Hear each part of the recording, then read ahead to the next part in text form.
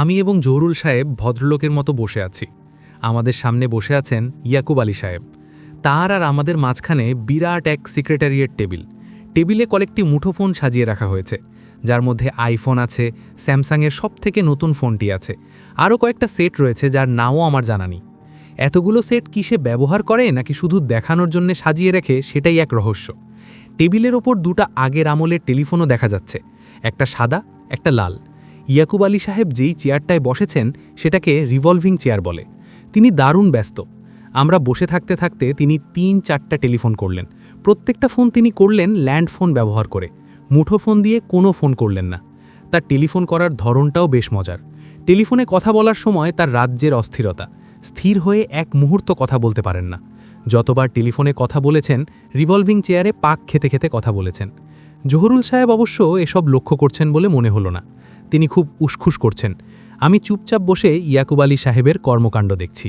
ইয়াকুব আলী সাহেব এতই ব্যস্ত যে এক মুহূর্তের জন্য আমাদের দিকে ফিরে তাকানোর সময় পাচ্ছে না। তিনি কাজের এক ফাঁকে আমাদের দিকে একটু তাকাতেই জহুরুল সাহেব বললেন, ইয়াকুব, তোমার এই ব্যস্ততায় তোমাকে বিরক্ত করছি, দুঃখিত ভাই। আচ্ছা, পরিচয় করিয়ে দিই, ইনি হচ্ছেন আমার ফ্রেন্ড সুবোধ সাহেব। সবাই অবশ্য ওনাকে আবদুল্লাহ বলে ডাকে, ওনাকে সাথে করে এনেছি। ইয়াকুব আলী আমার দিকে তাকিয়ে মধুর ভঙ্গিতে হেসে বললেন, চা খাবেন? বলেই ইন্টারকমে কাকে যেন খুব ধমকাতে শুরু করলেন। আমরা ধমকাধমকির পর্ব শেষ হবার জন্যে শান্তভাবে বসে অপেক্ষা করতে লাগলাম। খানিক সময় বাদে ধনক পর্বের ইতি ঘটল। ইয়াকুব আলী আমাদের দিকে তাকালেন এবং অত্যন্ত বিস্ময়ের সঙ্গে আবিষ্কার করলেন আমাদের সামনে চা নেই। তিনি বললেন, এ কি, এখনও চা দেয়নি? বলেই কর্কশ শব্দে বেল বাজাতে লাগলেন। জহুরুল সাহেব বললেন, চা খাবো না ইয়াকুব। কেন খাবে না? অবশ্যই খেতে হবে। তুমি তোমার বন্ধু নিয়ে এসেছো, সে ফার্স্ট টাইম আমার অফিসে এসেছো, চা খাবে না মানে? তারপর বলো কি ব্যাপার? জহুরুল সাহেব মনে হলো বেশ অস্বস্তিতে পড়ে গেল। সে নরম গলায় বলল, তুমি বলেছিলে আমার চাকরির একটা ব্যবস্থা করবে। ইয়াকুব আলী গম্ভীর মুখে বলল, বলেছিলাম নাকি? বলেই হো হো করে কিছুক্ষণ হাসল। মনে হলো রসিকতা করে তিনি খুব মজা পেয়েছেন।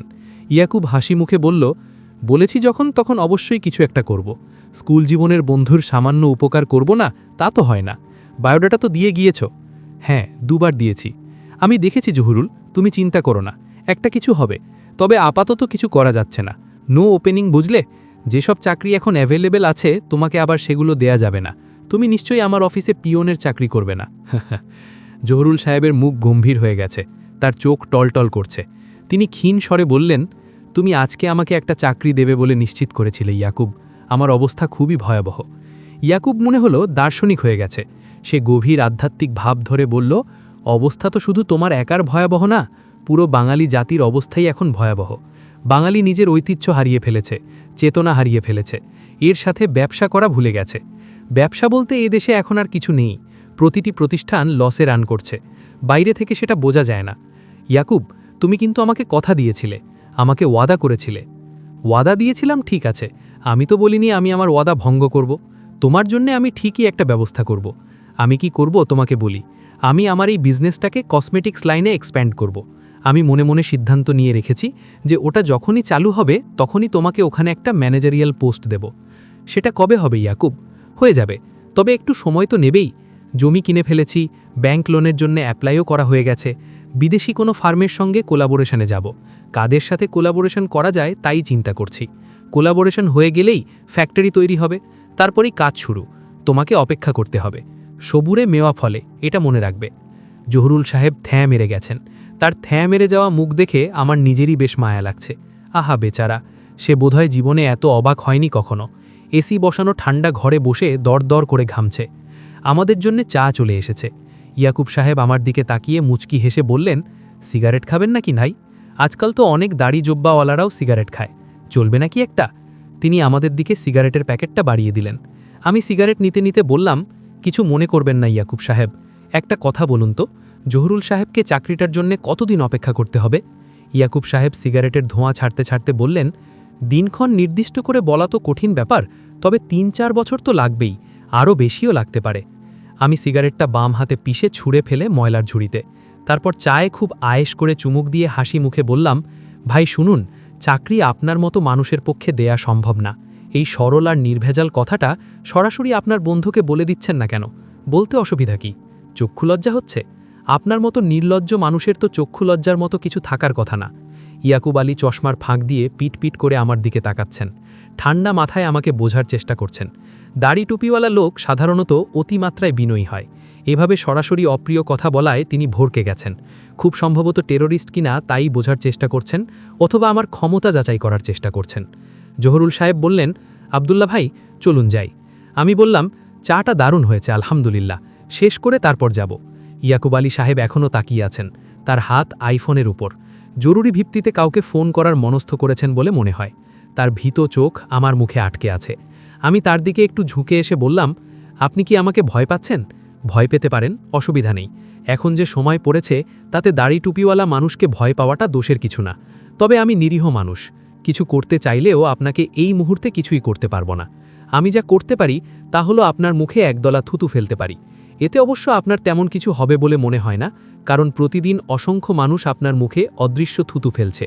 আপনি মানুষের এই অদৃশ্য থুতু গায়ে মেখে অভ্যস্ত। কেউ আপনার গায়ে থুতু না ফেললেই বরং আপনি অবাক হবেন। জহুরুল সাহেব হাত ধরে আমাকে টেনে তুলে ফেললেন। চাপা গলায় বললেন, আব্দুল্লাহ ভাই, পাগলামি করছেন কেন? ইয়াকুব সাহেব তাকিয়ে আছেন, রাগে তার হাত কাঁপছে। সম্ভবত কি করবেন সিদ্ধান্ত নিতে পারছেন না। আমি তার দিকে তাকিয়ে শান্ত গলায় বললাম, ভাই, আপনি আমাকে ভালো করে চিনে রাখুন। আমি সুব্রত রায়হান।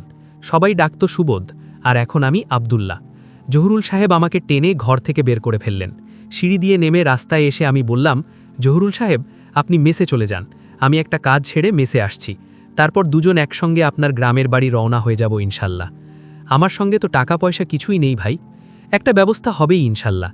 আপনার কি মেসে ফিরে যাওয়ার মতো বাস ভাড়া আছে? জি না, আমার কাছেও নেই। পকেট ছাড়া জোব্বাটা আজও পুড়ে চলে এসেছি। আপনি হেঁটে হেঁটে চলে যান। চিটাগাংয়ের রাতের ট্রেন কটায়? 10:30।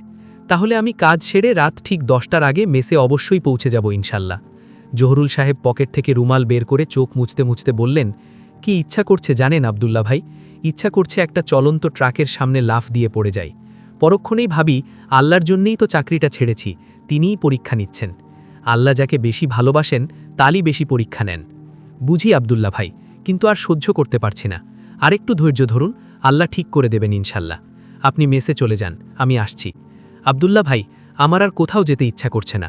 আমি লক্ষ্য করলাম ভদ্রলোক সত্যিই হাঁটতে পারছেন না, পা কাঁপছে, এলোমেলোভাবে এদিক ওদিক তাকাচ্ছেন, মাতালের মতো পা ফেলছেন। আমি বললাম, থাক, আপনার একা মেসে যাওয়া লাগবে না। চলুন আপনাকে মেসে পৌঁছে দিই, তারপর আমি আমার কাজে যাই। হাত ধরুন তো দেখি।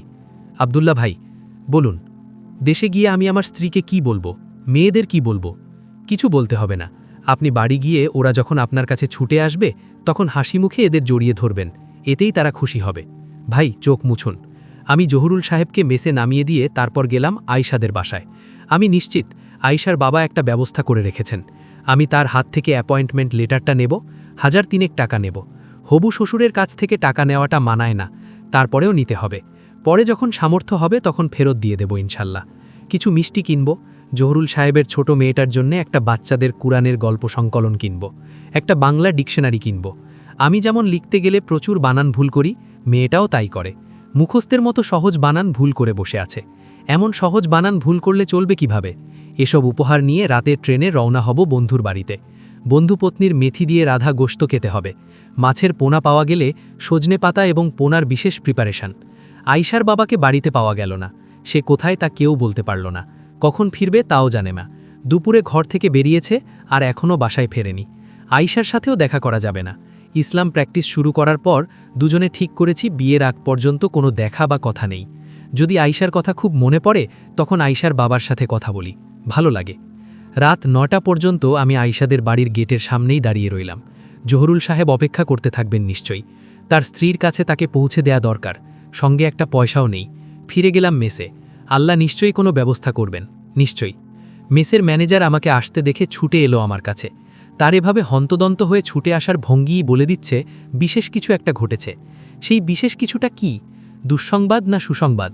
আয়শার বাবা কি মেসে আমার জন্য অ্যাপয়েন্টমেন্ট লেটার হাতে নিয়ে অপেক্ষা করছে, নাকি জহুরুল আলম ভয়ঙ্কর কোনো কাণ্ড করে বসেছে, সিলিং ফ্যানে ঝুলে বসে আছে? না, এটা হওয়ার কথা না। যারা ইসলামের ওপরে থাকে তারা কখনোই আত্মহত্যা করতে পারে না, কখনো না। ম্যানেজার হড়বড় করে বলল, স্যার, আপনি মেডিকেল কলেজে চলে যান এই মুহূর্তে। কেন? জহুরুল সাহেবের অবস্থা খুব খারাপ। কি হয়েছে তার?